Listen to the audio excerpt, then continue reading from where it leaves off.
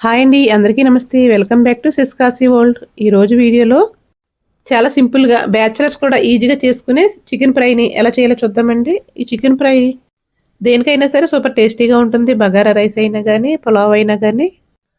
మరి వీడియోలోకి వెళ్ళిపోద్దాము. ప్రాసెస్లోకి వెళ్ళే ముందు ఒక లైక్ చేసి సపోర్ట్ చేయండి. 1 కేజీ చికెన్ శుభ్రంగా క్లీన్ చేసుకుని పక్కన పెట్టుకున్న తర్వాత అడుగు మందంగా ఉండే పాత్ర పెట్టుకుని ఒక 3 టేబుల్ స్పూన్ల వరకు ఆయిల్ పడుతుంది. కొంచెం కరివేపాకు వేసుకుని ఒక 3 లవంగాలు వేసుకుని కడుగు పెట్టుకున్న చికెన్ వేసేసుకోవాలి.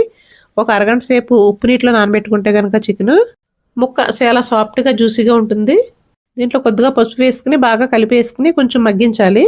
మంటని మీడియంలో పెట్టుకుని పచ్చివాసన పోయే వరకు కొంచెం వేయించుకోవాలి. చూడండి, 10 నిమిషాలకి వాటర్ వచ్చేస్తుంది కదా. ఈ వాటర్ అంతా తోటే ఉడికిపోతుంది. మనం వాటర్ ఏమి వేయక్కర్లేదు. దీంట్లో ఇప్పుడు ఒక టేబుల్ స్పూన్ వరకు అల్లం వెల్లుల్లి పేస్ట్ వేసి అది కూడా పచ్చివాసన అంతా పోయిన తర్వాత ఒక 2 ఉల్లిపాయలు కట్ చేసుకుని వేసుకోవాలి. అవి కొద్దిగా మెత్తబడిన తర్వాత కొంచెం వేగాలన్నమాట. వాటితో పాటు వేగిపోతుంది. తర్వాత ఒక 2 టమాటాలు సన్నగా కట్ చేసుకుని వేసుకోవాలి.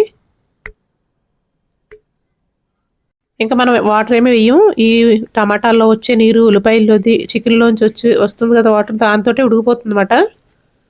బాగా కలిపి వేసుకుని ఒకసారి మూత పెట్టుకుని ఉడికించుకోవాలి. కొంచెం ముందు సాల్ట్ వేసేసుకుందాము, 1 టీ స్పూన్ వరకు ముక్కకు పట్టాలి కాబట్టి.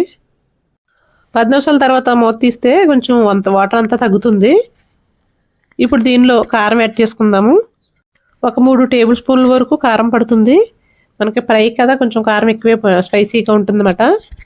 కారం వేసుకున్న తర్వాత 1 స్పూన్ వరకు ధనియాలు జీలకర్ర కలిపి వేసిన పొడి వేసుకోవాలి.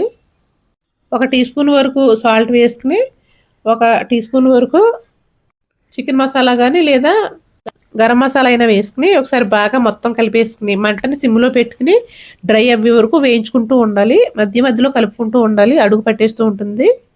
ఒక 10 నిమిషాలు అయినా సరే వేయించాలన్నమాట. మనకి డ్రైగా అయిపోతుంది మొత్తం. గ్రేవీ అంతా కూడా బాగా పట్టేసి ఉల్లిపాయ ముక్కలు కానీ టమాటా ముక్కలు కానీ మనకి ఏమీ కనిపించవు.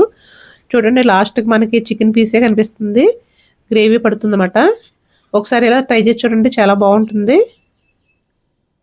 చాలా సింపుల్గా ఎక్కువ మసాలాలు ఏమి వాడకుండా మనం ఎలా తయారు చేసారో చూసారు కదా. పైనుండి కొంచెం కొత్తిమీర వేసేసుకుని స్టవ్ ఆపేసుకోవడమే.